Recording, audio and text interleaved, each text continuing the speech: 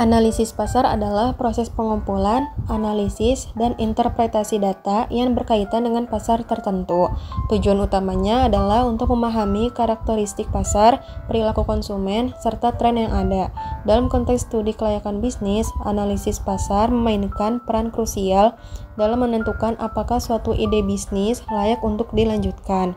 Menurut Kotler dan Keller 2009, yaitu analisis pasar mencakup berbagai aspek, termasuk segmentasi pasar, analisis kompetitif, dan identifikasi peluang pasar.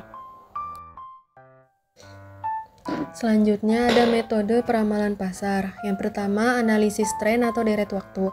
Banyak perusahaan memperkirakan kebutuhan mereka berdasarkan data historis. Dalam data deret waktu historis, antara lain adalah data mengenai tren penjualan masa lalu, minimal 10 tahun terakhir, yang terdiri dari komponen tren, variasi musiman, variasi siklis, dan variasi tidak teratur. Berikut ini adalah metode kuadrat kecil atau least square. Untuk dapat memprediksi penjualan kuadrat terkecil atau least square, rumusnya yaitu Y sama dengan A plus B kali T. Dengan keterangan Y sama dengan nilai-nilai data hasil ramalan. A-nya konstanta, B-nya koefisien N, yaitu jumlah data deret waktu, ganjil F atau genap, dan T-nya adalah waktu tertentu yang ditransformasi dalam bentuk kode atau coding. Metode peramalan pasar yang kedua yaitu analisis regresi. Menurut Umar 2015, analisis regresi adalah perhitungan statistik yang dilakukan untuk menemukan faktor-faktor penting yang mempengaruhi sesuatu yang diprediksi dan sejauh mana dampaknya. Analisis regresi variabel dependen dan variabel independen yang mempengaruhi variabel dependen variabel. Metode peramalan pasar yang kedua yaitu analisis regresi. Rumusnya Y sama dengan A plus BX.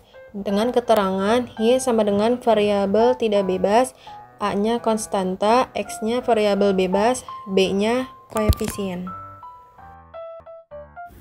Nah, selanjutnya tantangan analisis pasar, peramalan, dan permintaan.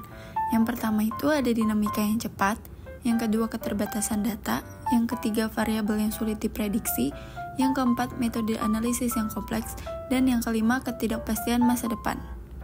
Nah, selanjutnya ada studi kasus. Peramalan permintaan produk fashion musiman. Sebuah perusahaan fashion lokal berencana untuk meluncurkan koleksi pakaian baru menjelang Hari Raya Idul Fitri. Untuk memastikan kelayakan usaha dan memprediksi permintaan, manajemen perusahaan ingin melakukan analisis pasar menggunakan metode peramalan yang tepat. Nah, di sini tuh ada data historis dari tahun dan data penjualannya, yaitu 2018 sampai 22. Yang ditanyakan itu menggunakan analisis deret waktu, berapa estimasi penjualan koleksi pakaian untuk tahun 2024. Selanjutnya, penyelesaian studi kasus. Jadi, kita masukkan semuanya ke dalam T-tabel. Untuk mencari T-codingnya itu, kita ambil dari tengah-tengah yaitu 2020. Dan dijadikan 0, kalau ke atas itu menjadi min, kalau ke bawah jadi plus. Jadi kalau ke atas itu min 1, kalau ke bawah itu jadi 1. Untuk mencari T kuadrat itu dari T-coding, jadi min 2 kuadrat hasilnya min 4, min 1 kuadrat hasilnya 1, dan seterusnya.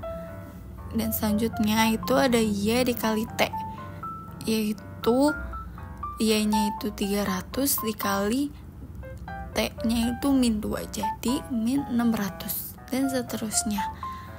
Selanjutnya, habis itu kita masukkan ke dalam rumus, yaitu Y sama dengan A ditambah B dikali T.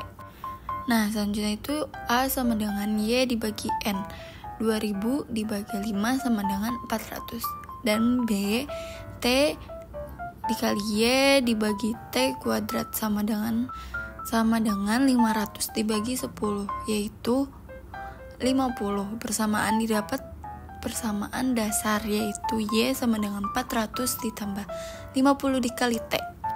T pada tahun 2024 yaitu 2 ditambah 2022 sampai 2024 yaitu 2, jadi 2 ditambah 2 sama dengan 4. Sehingga estimasi penjualan Y pada tahun 2024 adalah Y 2024 sama dengan 400 ditambah 50 dikali 4. Y 2024 sama dengan 600 juta. Maka estimasi penjualan koleksi pakaian pada tahun 2024 sebesar 600 juta. Jadi kesimpulan dari materi ini yaitu peramalan permintaan merupakan usaha untuk mengetahui jumlah produk atau sekelompok produk di masa yang akan datang dalam kendala suatu set kondisi tertentu. Adapun prosedur yang dilaksanakan di dalam penyusun peramalan permintaan pasar adalah: pertama, analisis ekonomi, kedua, analisis industri, ketiga, analisis penjualan masa lalu, keempat, analisis peramalan permintaan di mana berkaitan dengan perencanaan program pemasaran di masa yang akan datang, dan kelima, pengawasan hasil dari peramalan.